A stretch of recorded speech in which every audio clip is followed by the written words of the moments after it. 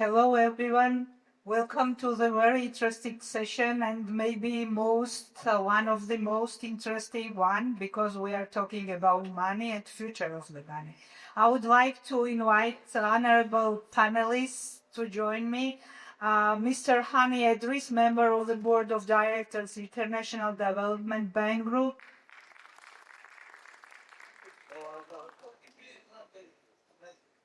Yeah, could you please briefly introduce yourself?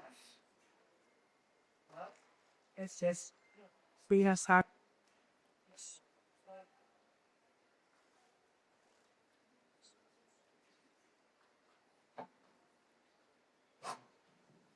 Assalamu alaikum wa rahmatullahi wa barakatuh.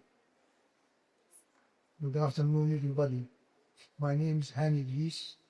I have 50 years banking experience. In 1976, Kuwait. Then from 91, Jordan, Palestine, Yemen, Iraq, and United Arab Emirates. Want to talk more? No, thank you. Thanks a lot. Now I'd like to invite Mr. Archil Bakuradze, founder and CEO of Lotus Impact Finance, founder, board member of Black Crystal.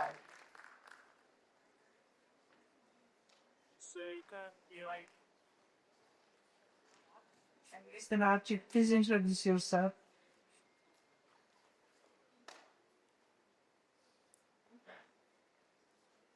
Assalamu alaikum, hello everybody, I'm Jubal.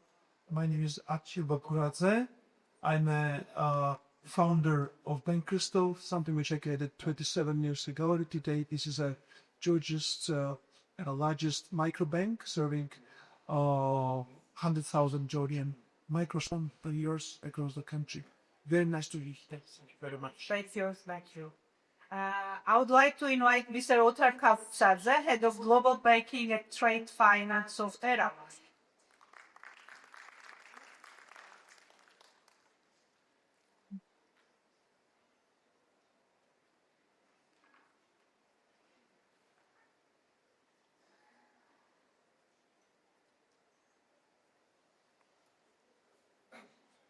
good afternoon, everyone. It's Otar Tabutsadze. Work in trade finance at Terabank. But I'm not generally focused on redesigning trade finance business, work on digitalization of trade finance products. Also cover the implementation of factoring and supply chain transactions in Terabank. And I'm glad to be here, but it is interesting path.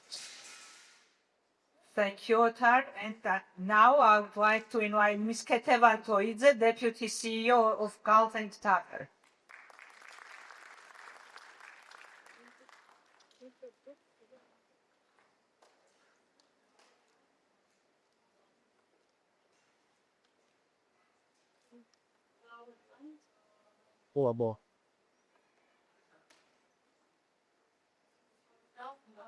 My name is Ketevan. I'm the Deputy CEO at Galt and Taggart. We are the oldest and largest investment bank in Georgia, and our work focuses around attracting global capital around high growth opportunities in Georgia and across the region. It's a pleasure to be part of this discussion today. Thank you so much for your valuable participation. Our goal today is to balance and explore innovation and regulation to be more fruitful for the society and investors. So I'm looking forward to our discussions. We'll have 3 rounds of discussions, and I will switch to the first round. And the first question goes for Mr. Hani Edris. Dear Hani, you have led digital transformation and fintech initiatives in a lot of countries. And how do you think, how can Georgia apply to the lessons learned from your region, and how can Georgia increase the trust of investors? Thank you. First of all, allow me to talk with my brother, Dr. Sa'di. And I do appreciate what he did. This is a paradigm to collectively together in probably more than 15 nationalities I can recognize in total. Well done, and wish you all the best. Thank you. with digital transformation, we have to go back from the first, industrial revolution that the previously it was 18th century with what they call stream revolution. After 100 years, in 19th century, late of 19th century, after 100 years exactly, you stay as a humanity, the electricity. Correct. Next question goes for Mr. Bakuradze. Dear Archil, Lotus impact finance investing models that expand opportunity and inclusion. So, from your perspective, how can Georgia leverage digital finance to attract new forms of impact-oriented capital and strengthen its position as a regional innovation house? Thank you very much. This is a big question and a very, smart question, and I'm happy to answer. But before, I would like to also to join Mr. Hani in his thanks to the event and to Sanadine. When I think about English word which would describe what this man and his wonderful team is doing, it's a slightly difficult word, but it is the right word. It's a trailblazer, someone who is really cutting the trail, because Georgia has still a lot of gaps in communication with the GCC, wonderful part of the world, because we've been for too long time solely focused on the Western world, which is fine. I mean, we have done a lot and we'll continue, but you are now opening for us with these wonderful people new relationship. It's not easy, always easy, but what we've heard from you and from other distinguished guests is a very encouraging thing. As a Georgian, I would like to thank you for giving Georgia such a importance, weight, appreciation. Georgians don't need anything else. If we hear someone says good thing about our country, we're happy to be your friends forever. Hello. So coming back to the question of impact finance, I mean, the way how Bank Crystal approached finance for 27 years of its existence is a very much human-focused thing. We are in a type of finance which is in an interface with real people. We are in almost every village and town of Georgia where we meet small entrepreneurs, families, women entrepreneurs, young people, farmers, and we deliver the services to them. Mainly financial services, but it's not only financial services. It's very much also about access to market, access to knowledge, access to technology as well, because our customers need solutions which will make them economically more powerful. So, entire game is about empowering people, and that's important thing for us. We do not focus on making money. That's an impact finance. We focus on making difference, and money is just a way of getting confirmation that we're doing it in the right way. So that approach has been very successful, I should say. We gained quite strong with our replication support from very global players. Let's say those which are in Georgia, everybody appreciate our work. And I also see that in a quest, in a search of the future banking models, all bankers are asking who will be the bank of the future. I think answer is not necessarily huge big bank or technological bank. I think future of the banking belongs to mission-driven, impact-oriented banks who think and work for the customer.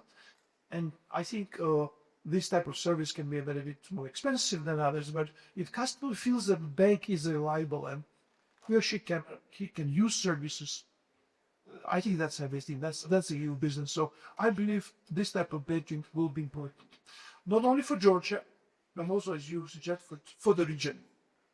It's great to see that Georgian banking expertise has generates quite a big interest in countries like Uzbekistan, for example. My friends are making sometimes joke, my foreign friends, that you will not be able to go to the center of Tashkent and not meet Georgian finance professional, because there's plenty of Georgians who are working there and trying to really help that wonderful country to make a big leap in its economic development. So we also, as a Lotus Impact Finance holding company for Bakuradze, We've been also active in Uzbekistan, and we have made a very interesting discoveries about future opportunities there. So I will keep it short, and I'll come back to it. But I think Georgia promises to be probably a financial technology hub of the region. That's something which we all believe. That's something which we see from the government, from the National Bank of Georgia, as an encouragement, and it is. I believe this happening. So that's, I think, something also might be subject of interest to our neighbors, potential investors, our friends. So that's something which I think happening as we speak. Thank you so much. Thank you. Now, Mr. Otar, I would like to ask about Terabank. You are already driving modernization in trade and finance as well, but from your perspective, how can local banks bridge the innovations and regulations to attract more investments here in Georgia and to make Georgia the digital financial hub?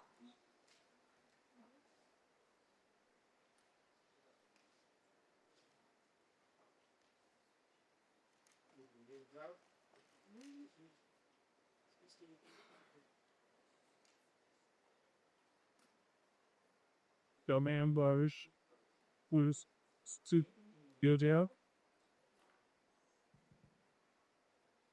So that's working. So,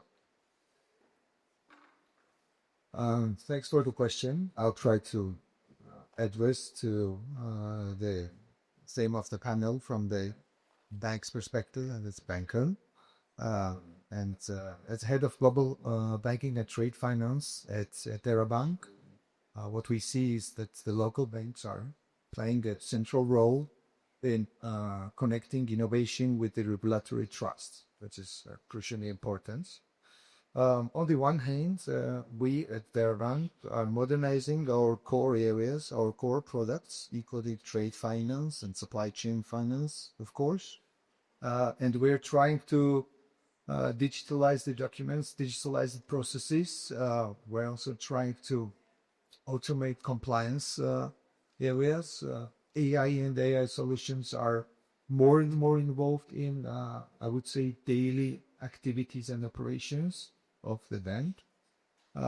Started from the onboarding of the client, KYC check, AML check, sanctions check, and other processes. AI is played. The role of AI is increasing in all those processes and transactions. We are using this data to better monitor and manage the risks across the transactions, of course. This makes financing faster, more transparent, reliable, and easier to audit.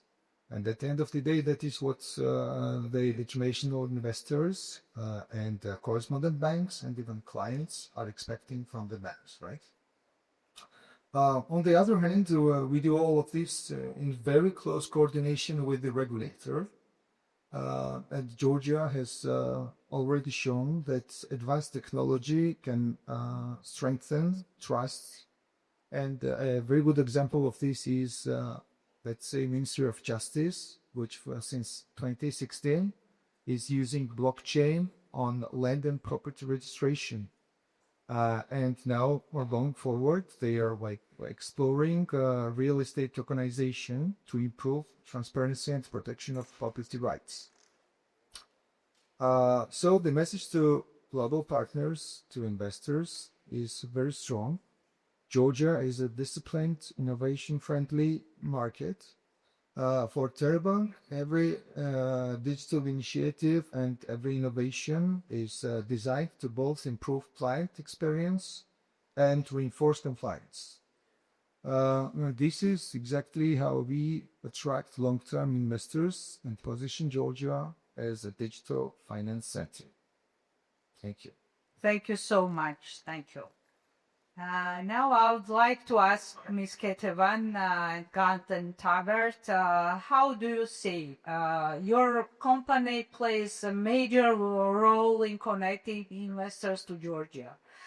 So what conditions are the most important for Georgia to position itself as a financial digital hub for international investors? Thank you very much for this question. First of all, I think for the international investors' perspective, the most important two pillars are the transparency and the well-framed regulatory framework.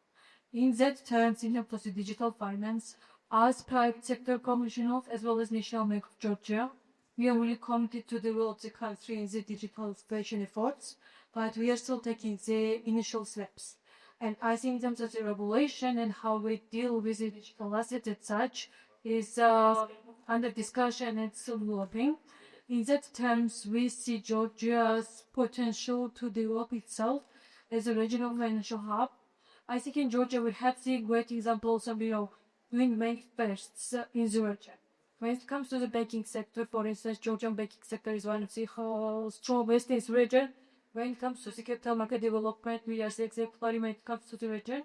And we also want to promote digitalization, and we have the aspiration to be the hub for the digitalization efforts in the region as well. But I think we still have a long way to go, and it will require close cooperation with private sector professionals as well as regulators and international investors to create an ecosystem that will promote the development of these assets in Georgia. Thank you very much. Thank you for the first round of answers and very interesting discussion.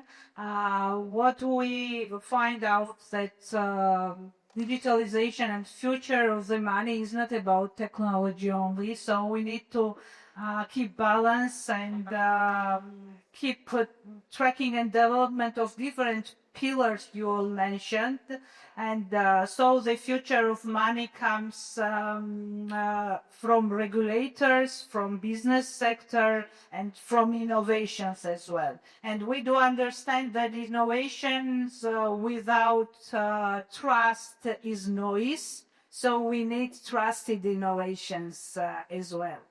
So now let's move to the second round of discussions, and the round will be dedicated to tokenized assets and digital securitization.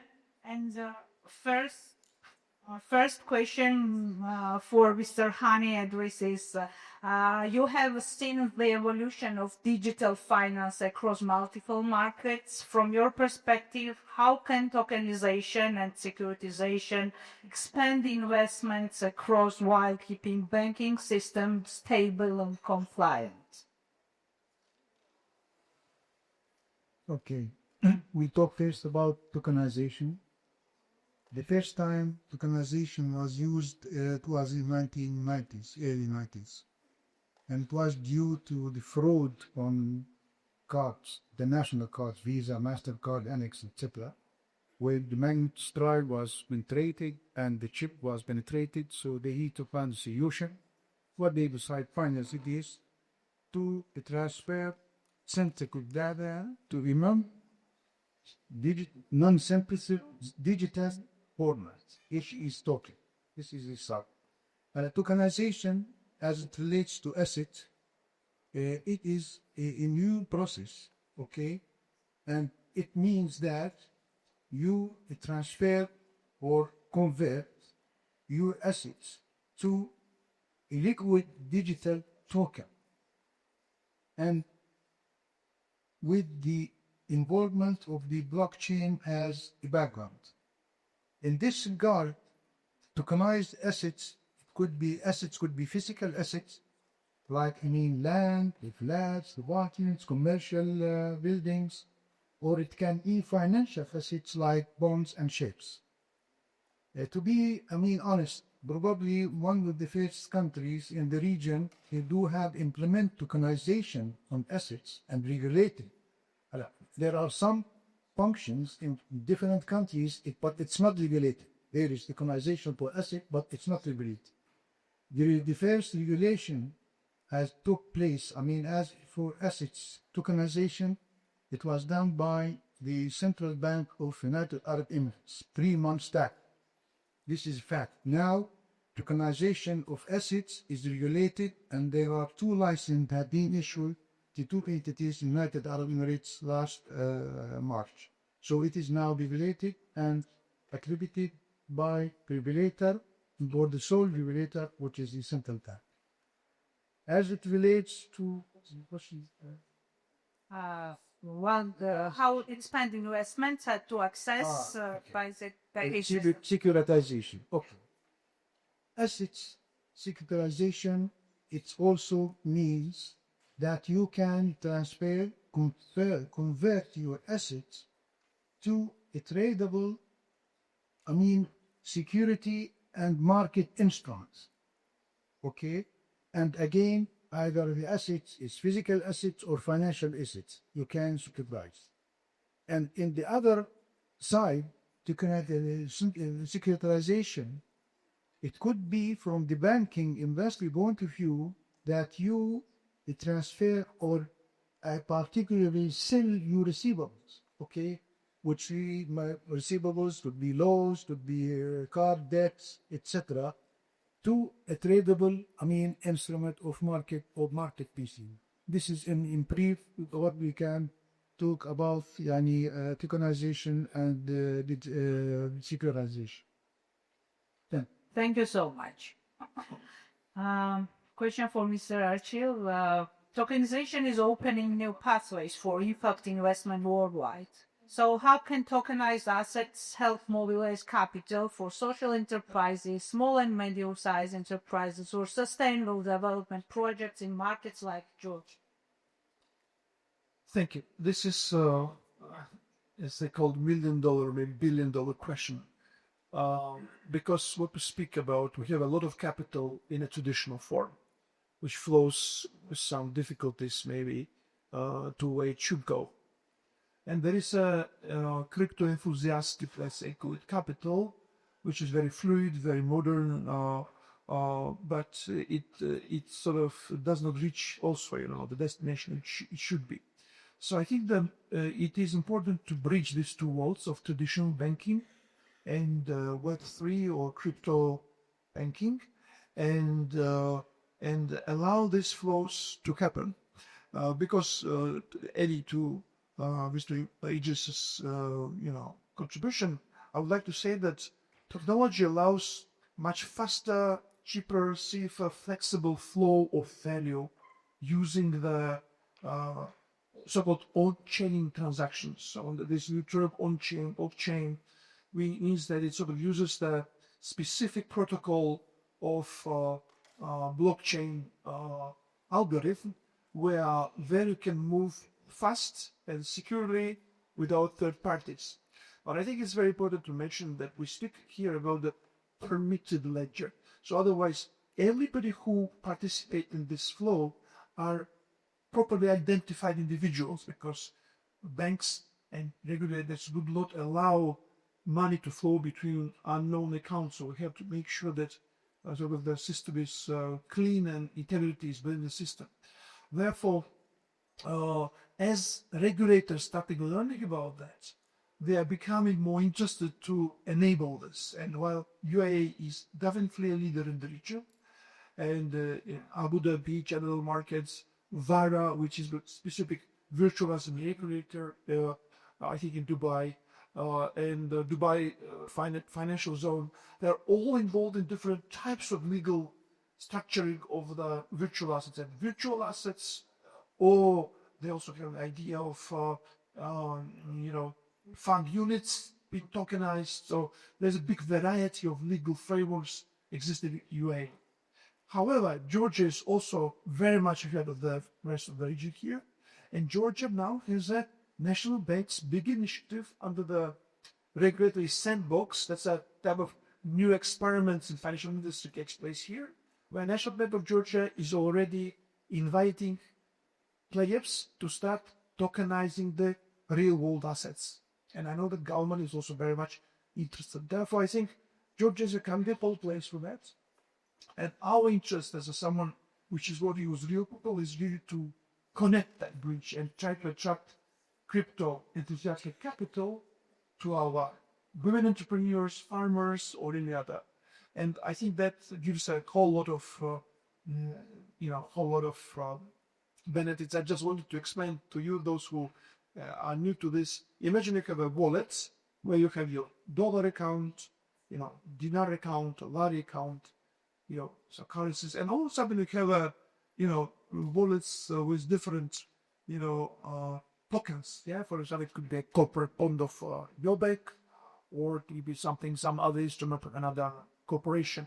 And this is very easily transferable, so you can just transfer it to your friend or your family member without going to the brokerage and writing application and calling someone. It's freedom of it, very, very good.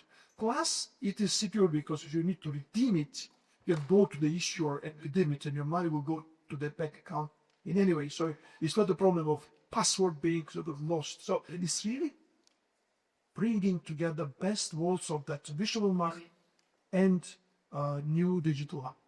Thank you. Thank you so much. It was very interesting. And we see that Georgia is one and only country in region which has free trade agreements with EU and with China and with the neighbors at the same time.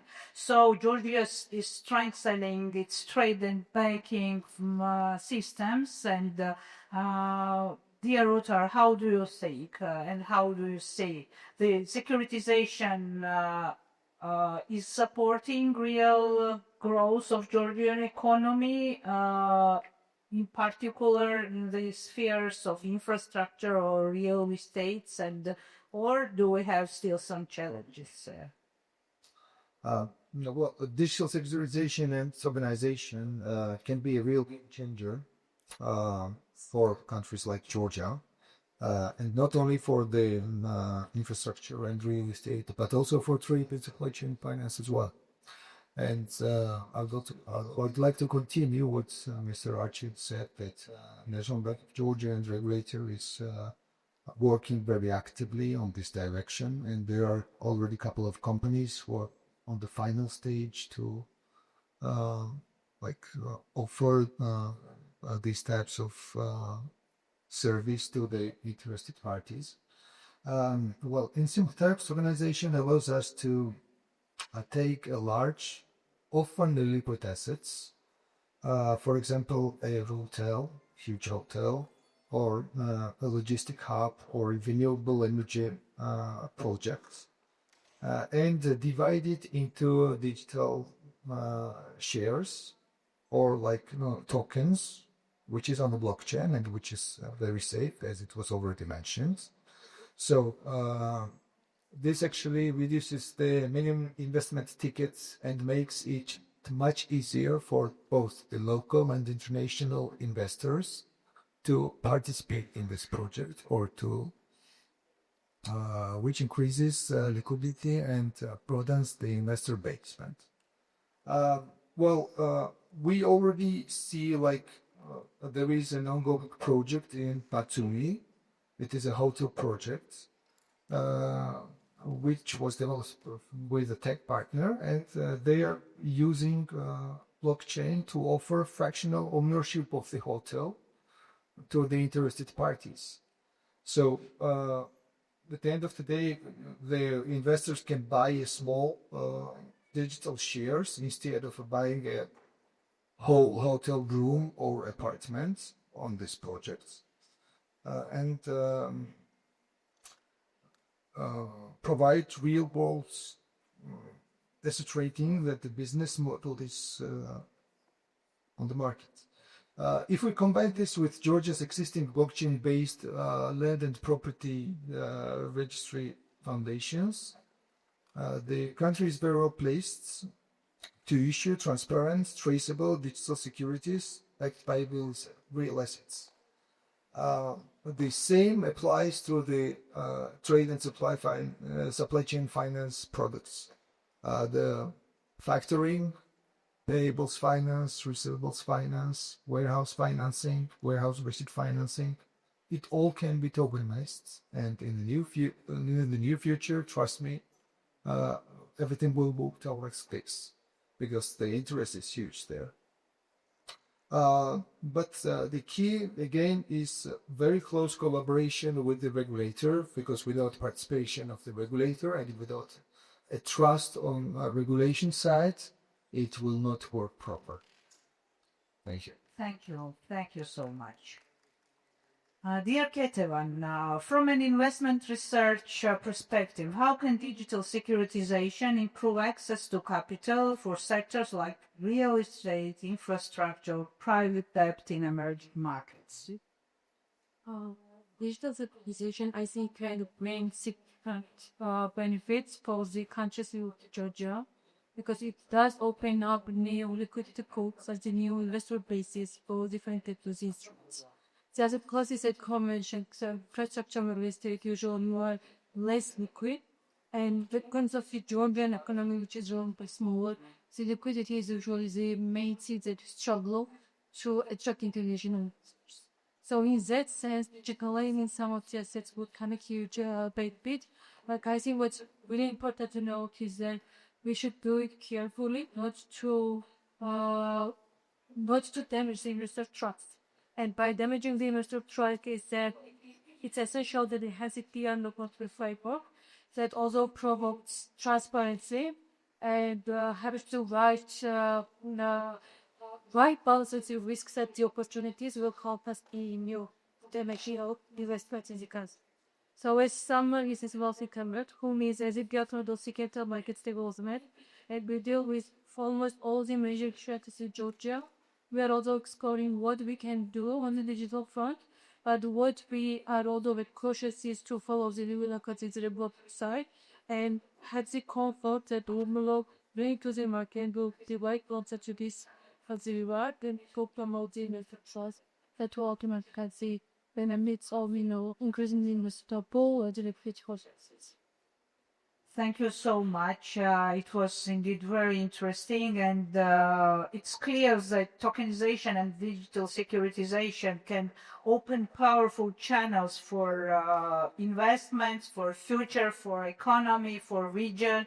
Now I would like to ask you to wrap up our session and provide small final remarks, and we can start from you, Mr. Hani. Yes. On the issue too? No, we canceled the third round. I was asked to wrap up, and we can just give final remarks. How do you think? Can we find the balance between the future of the money and the regulations and the innovations? Okay. Regulations and innovations, I can have a sort of tangible case I illustrate in the 90s. While MasterCard International, they announced Mondix. Mondix was the first ever electronic money.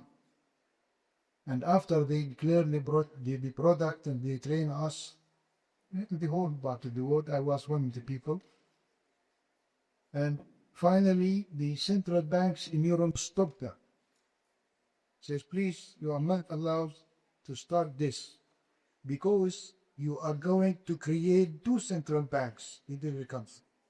One central bank is working on the normal and physical currency, notes, bonds, we know, and another central bank is concerned about electric money.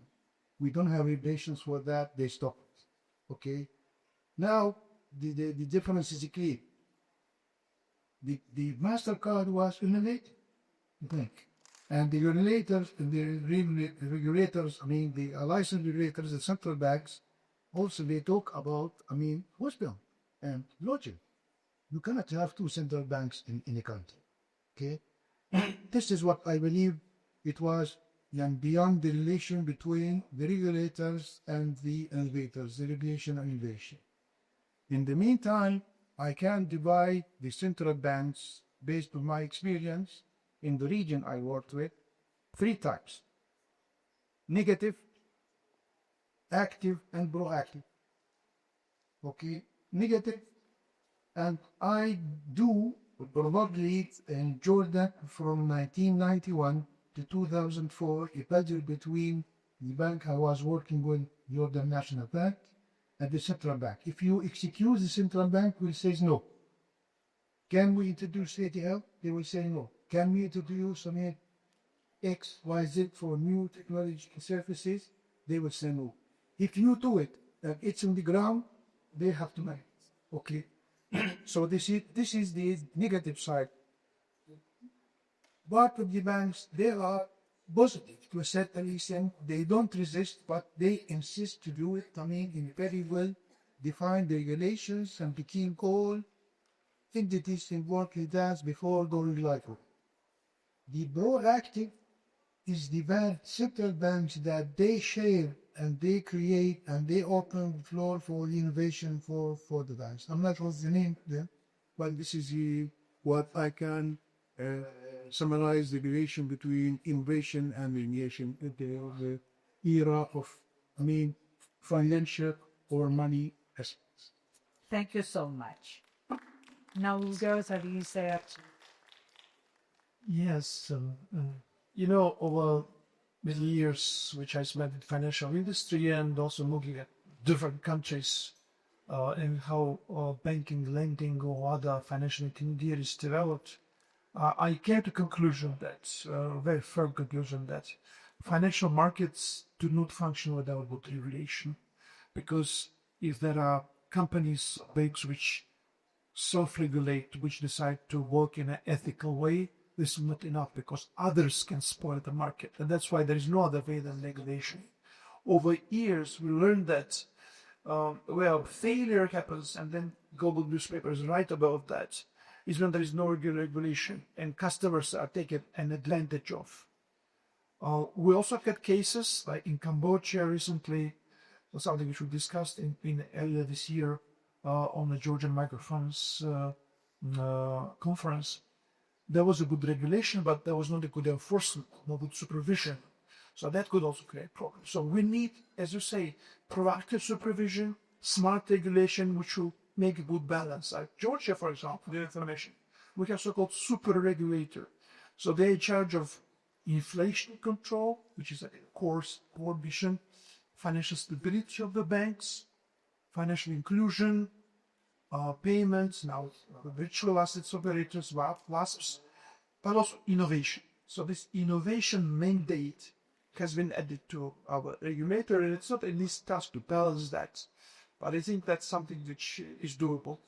So therefore, I think without enabling responsible, effective, transparent regulation, it is not easier. I happen to have a working groups in our industry where we actually facilitate discussion between central banks, and it's actually interesting because I tell them that we're the same business. It's just you have different role. You're supervising what we actually implement, or we have the same target as our customers. And sometimes I say that this is not even limited with regulation, but it's actually set up by national legislation and politicians, essentially. So therefore, I think we should also mention that regulation is defined by law, by the regulation. Therefore, we shouldn't even limit this dialogue with regulators. It should be also dialogue with decision makers, with parliamentarians, with governments, and that is a quite complex process. And without that, we will not have a good result. Luckily in Georgia, we have that let's say, luxury to be able to speak with all levels necessary to achieve the best balance in the system and good results for the country and for the market.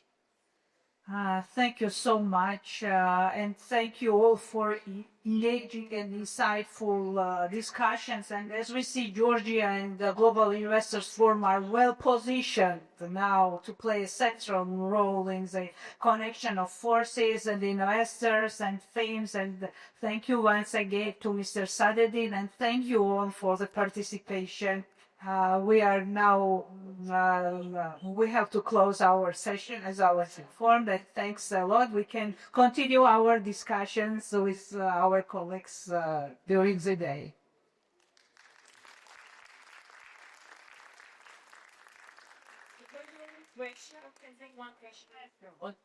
One, two. Okay, I'm back. Any question? One over there. All right. Can we take the one? Just this gentleman over there. Thank you. So one question, and we wrap up. Am I discovering?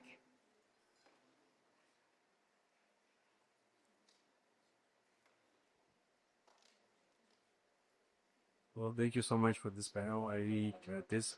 I got a question for Archil.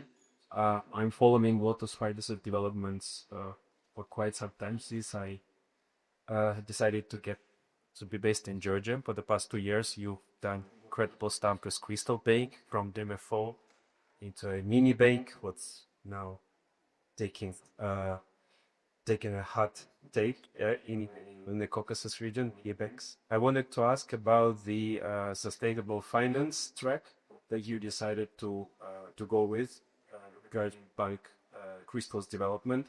Is this something that you see picking up when it comes to your competition? Because I've talked to some of your competitors, like Silk Bank, for example, and they think very differently about the way banking should develop in Georgia when it comes to scaling up from middle-sized companies to, yeah. So thank you so much.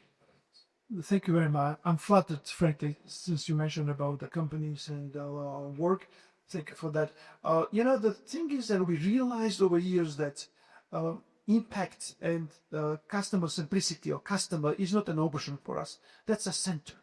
When you put customer in the center of your business models, then everything goes much better, And then everything is around the customer edge, what they need, what their protection requires, what their development needs, because we're dealing with, very dynamic economic units, whether it's small businesses or families or households. And therefore, I think what makes us different is very simple. We just put customer first.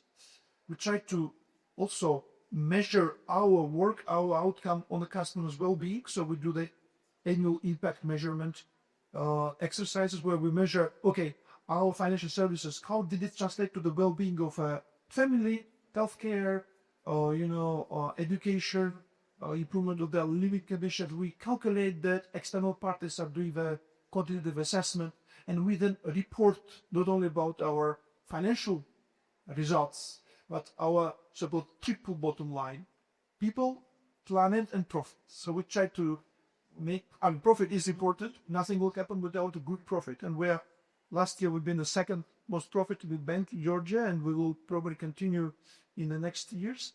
But this is not, in any way, this is never done at the compromise of those two other bottom lines, which is a social, people, and environmental planet and nature. Thank you. Thank you so much. Thank you, dear panelists. It was really fascinating discussion, and talking about money, it's a never-ending conversation. Thank you once again. Please, do you have a group photo for the panel? Yes.